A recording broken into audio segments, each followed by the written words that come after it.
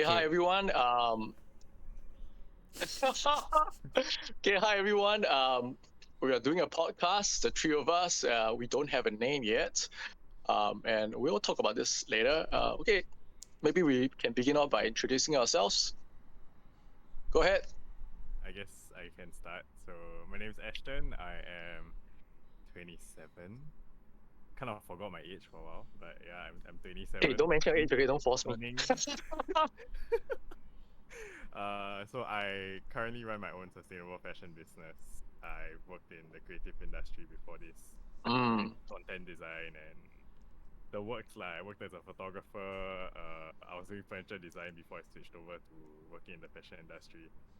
So pretty Okay. much creative stuff is my realm.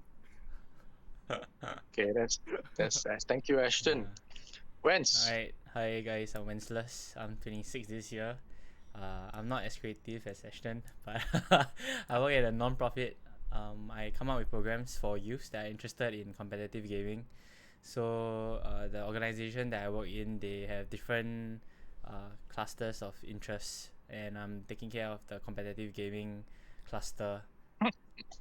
Wow. Okay, anyway, these two chaps, right? They have appeared in news before. They're a lot more famous than me. So yeah. Hey, thanks guys. Ashton and Wenceslas. I was a former school teacher. I'm a tutor. I am a few generations ahead of these two. Okay, and so we're coming together to do a podcast to share our views on social issues.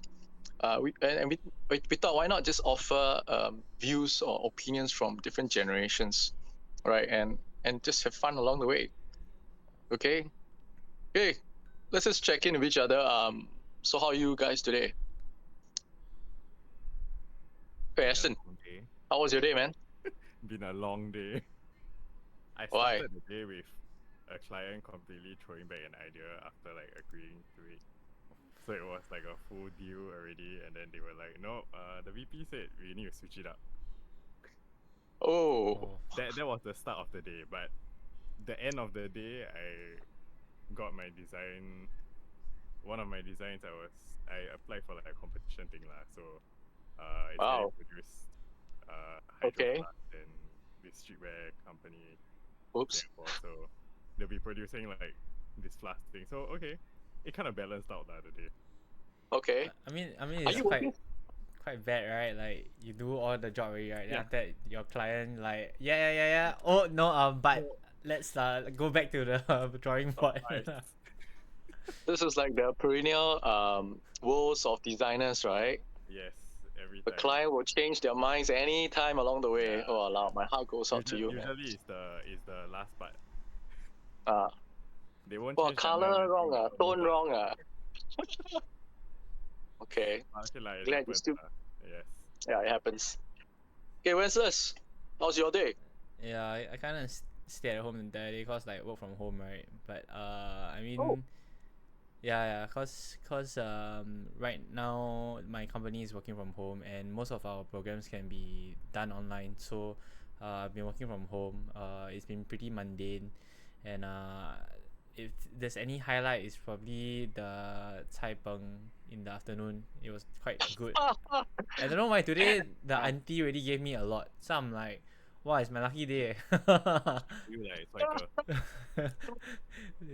The How auntie much never is say really anything. It was the type? 370.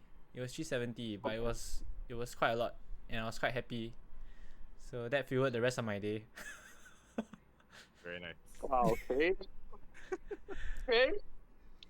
This is amazing. Okay, so both of you work from home now. Okay, I've been working from home since I left teaching in schools for years. So my day is just doing housework, managing my bitches. They are now at my feet somewhere. My dogs. Okay. I mean, the highlight of my day today is really I took a 2-hour nap to recover from a weekend of drinking and some food I'm allergic to. So I felt very dehydrated over the weekend. I And feel at this like age, you've been, yeah, more remember happening I'm much. What? I I feel like you're living Sorry? a more happening life than both of us. I'm like, drinking over the weekend. What's that? Hey, at my age, right, you must make it happening, okay? Trust me. When you get to my age, you will know. Now things will happen to you at your age, but when you get older, you gotta make it happening. Okay. Okay, I'm not gonna go into too much private details. Okay. Anyway, everyone. Today we're talking about mental health issues. The talk of the town, and so we begin off with this question. I'm going to throw out to everyone here. What's your perception of mental health, wellness, or mental health issues? Okay, let's dive straight into issues. Issues means there are challenges, right? Okay, what comes to mind? Okay, Ashton. I think for me, like being in, having been in art school, a lot of creatives are, I wouldn't say maybe more aware, but like they experience it more because at the end of the day, our work stems from our emotions very much so.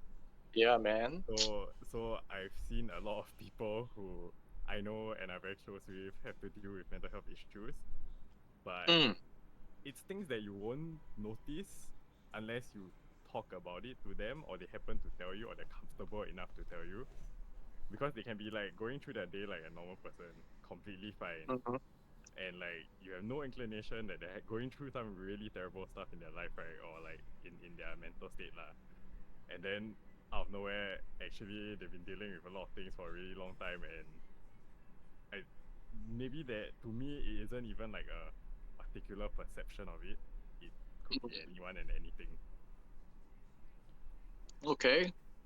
Yeah. So you guys are not tearing each other's hair out, lah? Not necessarily. Not physically, lah.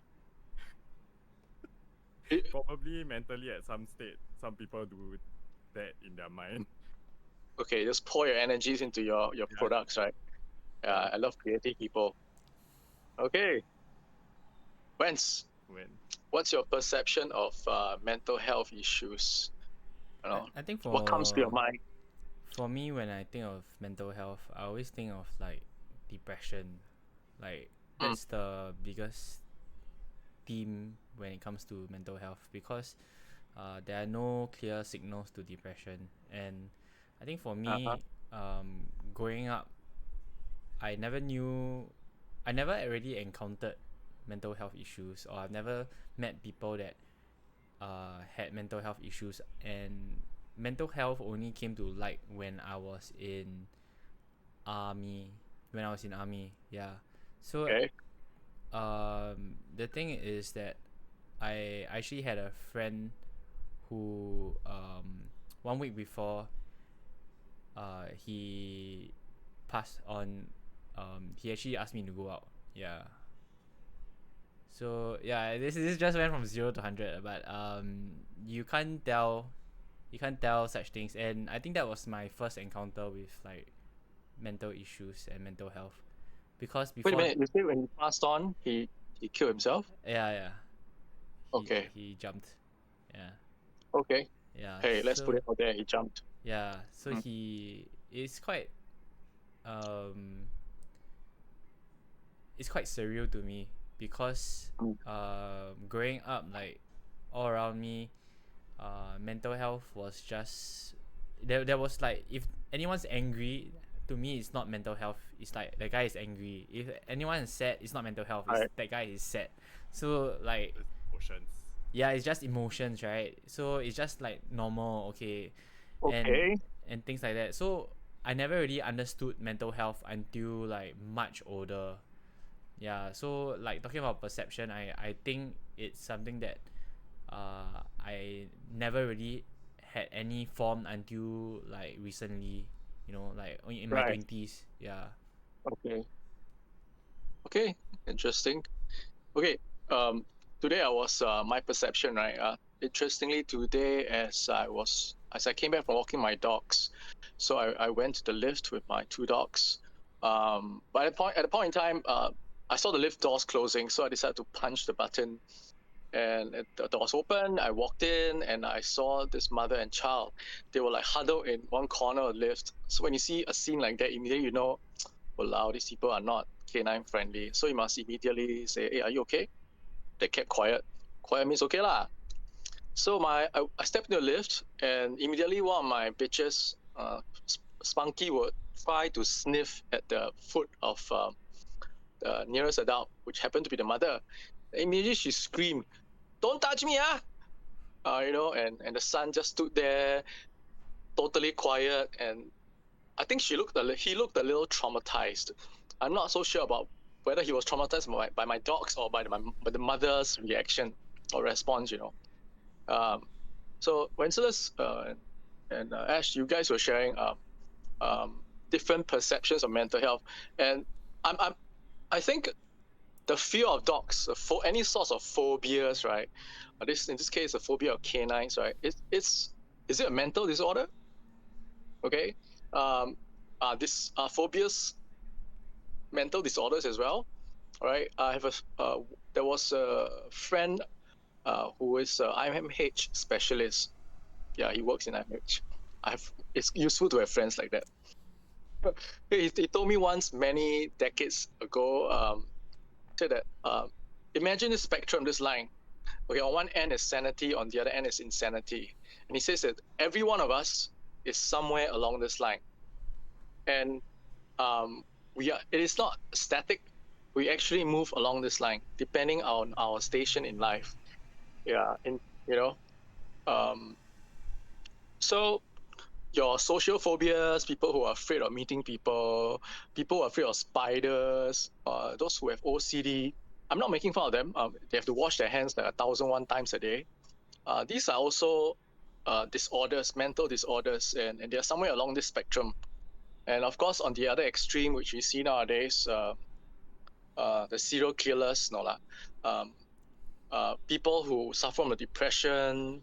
In the Olympics, people who claim that they are athletes who claim that they cannot make it, that they cannot tahan the stress, so they need to pull out of a certain event. So, yeah, it's a spectrum of disorders. Well, I thought about it. It's quite true. And interestingly, it is during periods of duress when we are very, very stressed, such as our favorite season right now, the COVID pandemic, with restricted social contacts due to the COVID measures. All our Dr. Jekyll-like behavior will be squeezed to the forefront by the heightened context. And so we start to see people behaving really weird all around us. Yeah, so that's my perception of mental health or mental disorders. My second question is this, growing up, you've already shared. Hey, maybe what you can share is what have you read about, what have you come across? Do you recall any incidents where you hear of someone who has struggled with mental health issues? Well, you may want to share on some reports that you've come across recent. Yeah. Actually, talking about growing up, right? I just had a realization while we are talking, right? So in my neighborhood, Hey, don't hide your face, leh. Don't shy, leh. Hey, come on, man. What's a bit closer. Okay, so while growing up, there was this uncle in this older. I mean, he's still around currently, but less prominent. So he would go around the estate and shout or make very loud noises for no particular reason. And he's not out to attack people or anything. He's just doing that's just his thing lah. And there are people who in the estate who are friendly with him and will buy food for him and everything. Right. But I sort of realized when I was younger, right, talking to my friends, right, who are from other neighborhoods, let's say they come over and then you're like, okay, that's the uncle that's usually screaming at us. So you don't need to worry about him. But then everyone has a particular one person or two people in the estate, right, of an older stature that has some issue like that, which is all over Singapore. Okay, what estate was that? I mean, I stay at Serangoon. Okay. Yeah. All right. But my friends from other places will also be like, oh yeah, we got someone like that who does this particular thing. Okay, I have a story to share too. You finish up first, and yeah. No, so it's like just a realization that it might be more. It was common back then, but maybe it didn't really occur to me as that it was just like, oh, that's the crazy uncle. Okay, it's crazy. You used the word crazy lah. Oh, neighbors call him crazy lah. Yeah. Yeah. Okay. Restless? Beyond your friend who unfortunately took his own life. I think for me, other like encounters with people with like mental health issues was at the human library. I think I shared with you guys before. It's so at the what library? Human library. So human library. Yeah. So how it works, right? Human library. Instead of books that you borrow, you have humans that will be at the table that will share their story. So each human is a title lah. So there are like sex workers, migrant workers. Where is this as sex workers? Where is this? Is this a cyber library No, or is this it was physical. So human library was a concept that was brought in from Europe, if I remember correctly, and so Singapore had this going on, and I was like, oh, I want to volunteer. So I went to sign up and volunteer because at the time I'm like a student, right? So very free, can go and volunteer all this nonsense stuff. So I went and it was very well organized. So they had different sessions, and of course you won't know who the person is until you go for your session. Yeah, I mean, this is because of confidentiality and stuff like that. So I was in charge of actually just the ushering and stuff, and I had free time, so I saw that there was an open slot in this book called Bipolar.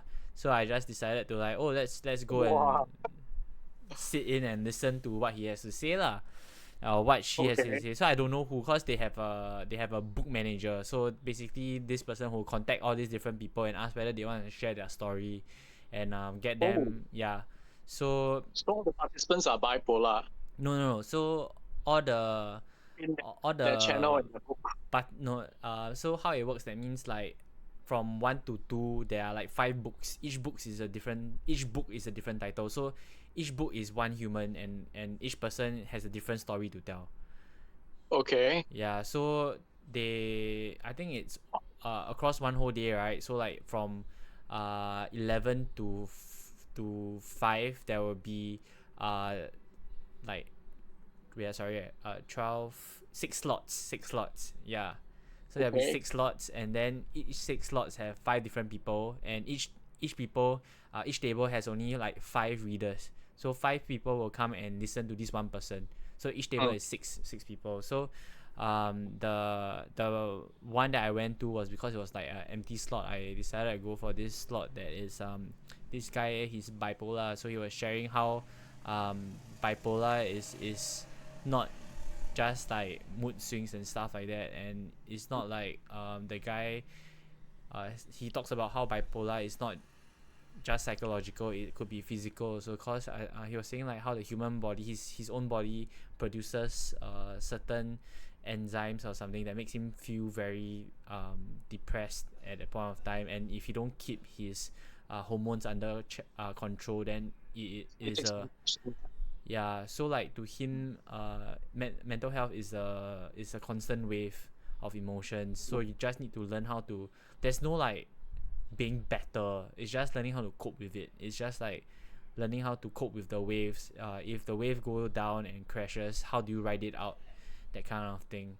So it's very interesting to hear from his perspective lah, and how he has been coping with it. Yeah. Okay. How did you feel being in that room with people suffering from bipolar issues? Did you feel like scared? It was only him, as in like he was the only, because he's the book, right? But I wasn't scared because he was perfectly fine. He's like this dude with a mustache and like tattoos, and he looks like this like super hipster guy, ready to like drink coffee and stuff with you. Surgery. Okay. Yeah, he's pretty cool. He's pretty cool. So like you can't tell that he's like bipolar. Like no way. Like so it's really like you can't judge a book by its cover. So like Human Library is that awesome, right? Because all of them have all these different labels tagged to them. But sometimes when you hear, oh, this is my label, then you're like, huh? Are you sure? That cannot be right. Okay. Yeah. Wow, that's very interesting. Where was this held? Oh, this was held at Redbox. Redbox. Okay. Yeah. Wow. Oh, next time this event comes on, let me know. Yeah. I'm very free one. I got too much time, so I don't want to attend anymore. Okay. Okay. Okay, my turn, right? Growing up, right? I lived in Little India for a few years of my life when I was in primary school. So my friends and I, we would play catching, or we would explore the back alleys that's behind the shop houses. Yeah, I grew up living in a shop house before. So there's just one person that really stood out for me. Okay, these back alleys are really quiet, even during the day. So when we run around as kids, we'll play catching, blah, blah, blah, right? So there's this woman who would just sit there on one of the stone benches, you know. I don't think it's even a seat. She actually has very long hair, and she'll be combing her hair. This looks like a scene from a horror movie, right? You know, she'll be combing her hair with this very traditional comb, Chinese comb, and the best thing is she'll be dressed in this long floral dress,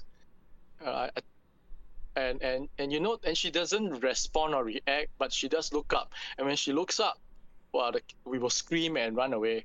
So this has gone on for a while, and we see her regularly. So after some time, she's just part of the scene.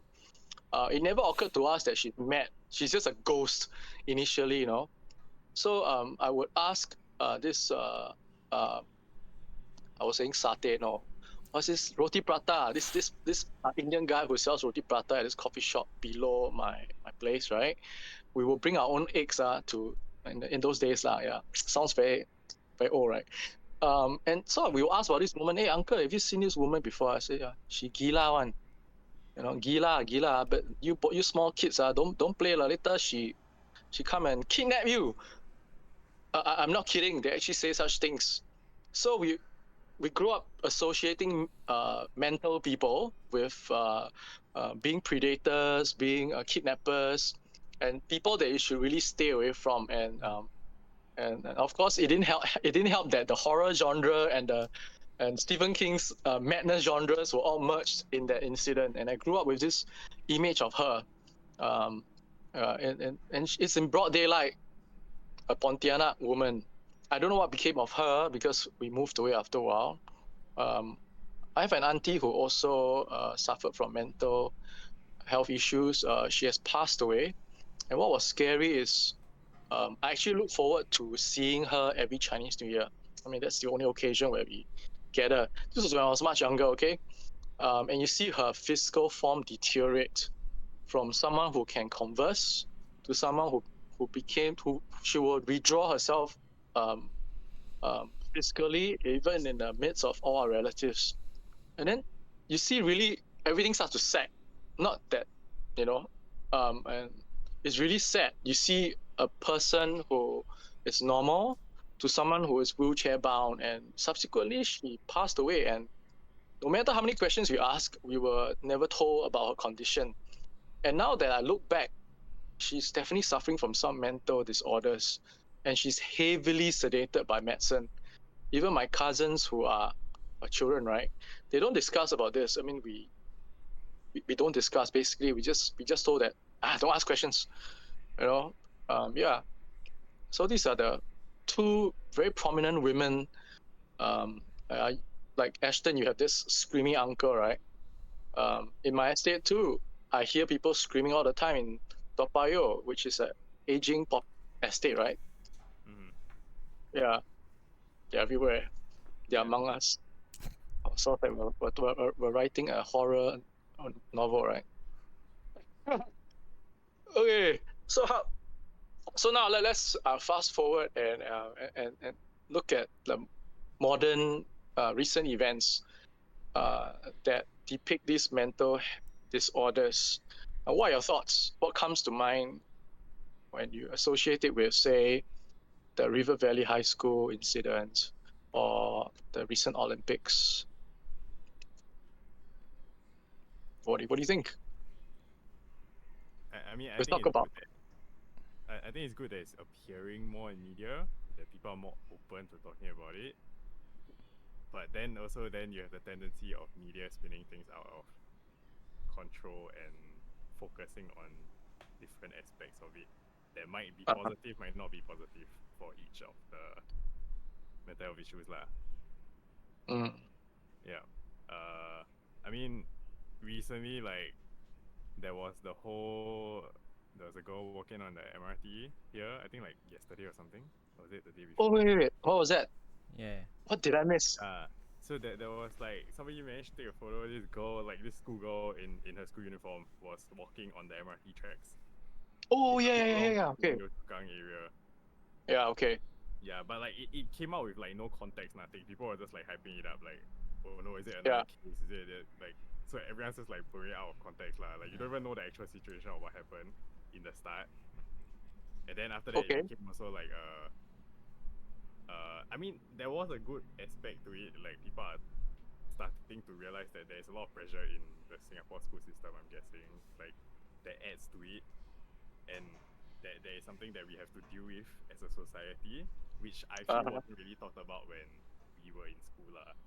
Like it wasn't really a big deal back then. Everyone was like, it's okay, just go and study, or like that was the whole deal. Okay. Yeah, but now it's like people are having to constantly see it in media, and even with small incidents, like, okay, it's not small lah. Like her walking on the MRT tracks is not a small incident, but in the context of the recent situations, okay, it's on a much lower scale. Okay. Yeah. But do we agree that there's something wrong with her? Can't tell, mentally, right? Because there's no details. Yeah. Okay. But is it normal for someone to walk along the MRT tracks? I mean, it's not lah. Maybe she adventurous, you know. It's not normal behavior, right? Okay. I mean, yeah, and of course, we may think that the person who took a picture or took a video of it, we may question the ethics behind it, but is it right or wrong to highlight it to the world that, hey, this is someone? I think the person's intention might be to bring to the attention to the authorities. What do you think? Yeah. I don't think it's the guy that took the photo was the main issue. I think it was the commenters of this issue that is the issue. Social media lah. Yeah, because there's no concrete like details of the entire incident. No one knows anything. Like until now, all I know is she walked on the tracks. The SMRT guy talked to her. Oh, he's a hero now. Sunny is like, it's like, oh, this guy is the hero. He talked to her. I'm like, but what happened? Yeah, that's true. Yeah, I mean the details are very sketchy, right? When it comes to these incidents. Yeah. Hey, when you were sharing that, right? I think what came to my mind were those individuals who they're unable to put on masks. They refuse to put on masks during this pandemic, you know. And do we consider them normal? You know, I mean, the majority of us are willing to comply, right?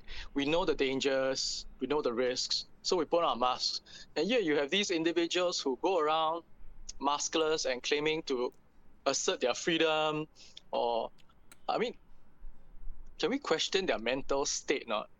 I'm not suggesting anything. Anti-social people a little sort. Or maybe that's a very dangerous statement. We all fall on the spectrum. Yes, that's right. There is an acceptable range to the spectrum. Yes. Yeah. So, thus they probably fall out of the acceptable range. What is socially acceptable? What is socially unacceptable? Right? Yeah. It's relative to the society and the culture also. Yeah. Yeah. So if you all see someone behaving oddly, right, would you take a picture and film it just for evidence. So in case the authorities that report to us, hey, you got evidence of his behavior before we arrive. Now, these authorities, they take about 6 to 7 minutes. Would you whip up our camera and film them? Maybe I should share this incident. I mean, now that you're talking about this, so this happened I think last month. It was about 11, and I was in my room. I was playing games. So like, with this headphone on, I normally cannot hear anything else. Because it's a headphone, right? But then I suddenly heard this very loud knocking. I'm like, where this knocking come from? And then I realized, oh, someone is banging on our door. Then I went out to look. And then after that, there's marbles on the ceiling. No, it's like marbles on the ceiling is very common in my place. It's like marbles banging and then whatever, right? And then I went out and it's this like Indian guy with a metal ladle, soup ladle, knocking on my door. I'm just like, what is happening? So never mind. After a while, he never knocked already, right? Then I opened. I look at him. I asked him, oh, what is wrong? And he told me this, call Kalai come out. Then I'm like, huh? Call Kalai? What? Who is Kalai? We have a common friend called Kalai. Okay, then I go on. then I'm just like, can you see this? We have no like, he's Indian, but I mean I'm not being racist. I just went to tell him like, we're a Chinese family. There's no Kalai inside here. It's like my grandparents that's sleeping and then he insisted that he saw his friend called Kalai who came into my house. And then after that, like, I said like, please leave or else I'll call the police. Then after that, he triggered me lah. He said, call the police lah. Then I'm like, I closed the door and I called the police. Okay. So did it strike you that maybe he's really disturbed up there in some way? So I was very confused. So I was like, is he mentally unsound? Is he drunk? Is he like what is going on, man? I couldn't and of course I can't tell him and like, are you okay in your head or something like that, right? Because clearly he doesn't smell like he has any alcohol or anything. So what happened was eventually my grandparents woke up and everything, and the whole neighborhood woke up lah, and I this was at night. This was at night. Oh my goodness. Alright. Okay. So my grandparents were like, he's definitely unwell lah. Yeah, so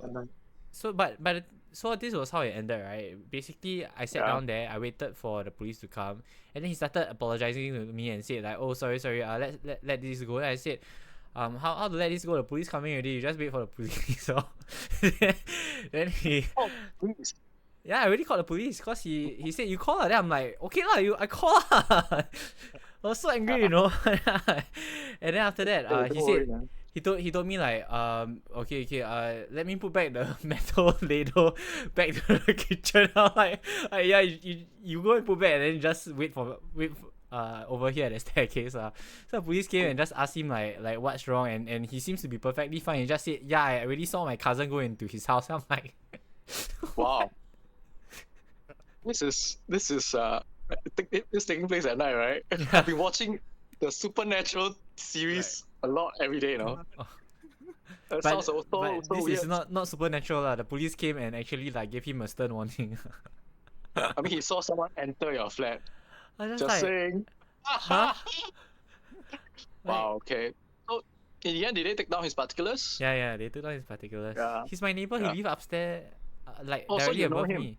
No, as in I never him? seen him before, but I think like normally they rent out the houses upstairs or something. Oh, okay. So I You've think never seen him before, lah. Yeah. Yeah.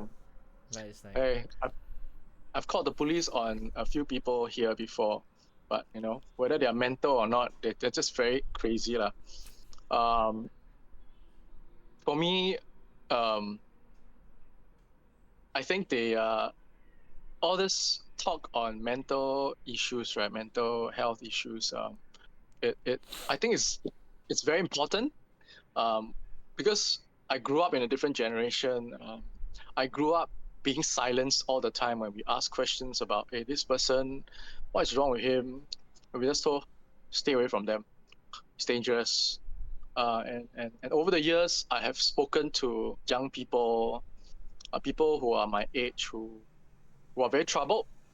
I even know of people who have taken their lives as well, and it breaks my heart. And it's sad that even while I was a teacher in schools, we are not able to discuss openly these issues. We always say, no, don't go into it. It's just too much of a hassle. And I think people who are suffering from social disorders, if they are mild, phobias, and people who have depression, or people who are discriminated by society, single mothers, the homeless. I'm sure if you live out there without a proper shelter, right, you've been kicked out by a family, or a family ostracized you, you will definitely be suffering. You'll definitely be suffering from some kind of trauma. And so mental health issues, they are very real. They're everywhere around us, and I'm really glad that during this pandemic, right? I think the good thing about this pandemic, I will be probably killed for saying it's a good thing, is that these issues are now, surfacing, and we can finally talk about it more openly. Yeah, the details may not be as readily available, like the woman or the girl who was seen walking along the MRT tracks. We don't know much about the RV student who it's so tragic that whatever he did to the Sec 1 student, it's to protect his privacy. Yeah. So before we wrap up, what are your final thoughts? How do you feel even at this moment when you talk about mental health? Are you able to share freely, or are you afraid that if you say about these things, people would, incriminate you and say, or yeah. I think in the context Ashton. of Singapore, we definitely do live in a keyboard warrior culture, very much so. Singaporeans love to, okay, last time you say Singaporeans love to complain, right? But that was just to ourselves lah. But now we can complain online lah, so we're even more enabled lah. So we do complain just in person. Now it's more out there. Yeah. So, like you said, can we really talk openly about it? In a sense, yes, but at the risk of a lot of backlash, also yes. Yeah. I think that there's a very open can of worms there, but at least we have the option to talk about it lah. Yeah. For better or for worse, it's being talked about, and it's been constantly pushed in media. So I don't think. So you're comfortable? Are you comfortable talking about such issues? Yeah, I would say I'm comfortable. Okay, I think because I come from like my family's background is open to each other. So I did grow up in a very safe environment where I can openly share my emotions and feelings. Yeah. Which I'm very thankful for. But I don't think a lot of Singaporeans can. Yeah. Yeah. So I'm okay with sharing. I think it's good that we are sharing to have for people. So Ashton comes from a great family. You're very open about sharing stuff. I can see from your internet posts, what have you, social media posts. Okay. Wentz, what about you? Are you comfortable discussing these issues? Are you fearful of any repercussions? I think it really depends. So in terms of talking about my mental health and openly discussing about my mental health with people and stuff like that, I think You need help? I think I'm somewhat open to that, because I'm a very emotional person, but being emotional doesn't mean that I have mental health issues also. I that's how I see it lah. But when it comes to talking about mental health issues, because I feel as if I've not really experienced them, and I'm not adequately equipped in terms of the knowledge of mental health. I don't actually feel very comfortable discussing it with people, because my perception might be wrong factually, and because of that I don't want to be in that position where I'm telling people the wrong things about certain mental health problems and stuff like that. Yeah. Hey, it's okay, man. I stumbled along the way, and oops, it's your glitching symptom of some mental issue. Okay, we're just joking each other. For me, I'm very open to discuss these issues despite growing up being censored all the time. That's because of my my contacts with a lot of people who suffer from emotional issues, and I've been through a lot myself.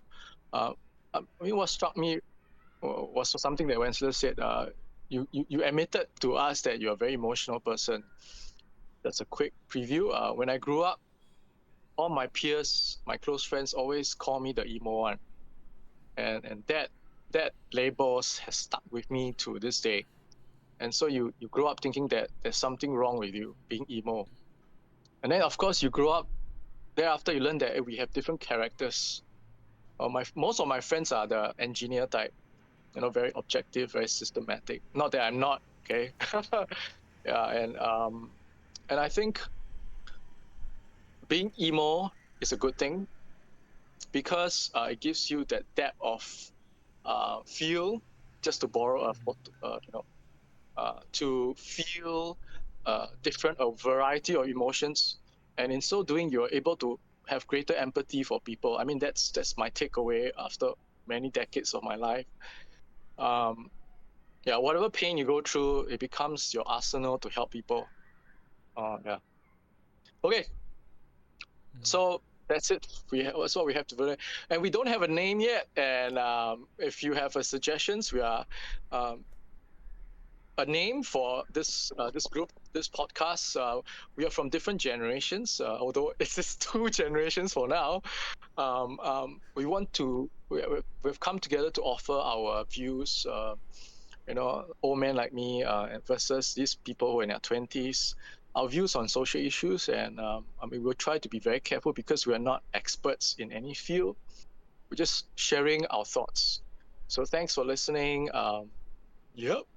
Take care, man, and please check in with your friends regularly. Don't be there's no shame. There's no shame in saying it's okay to not be okay. Bye-bye. Bye-bye. Right.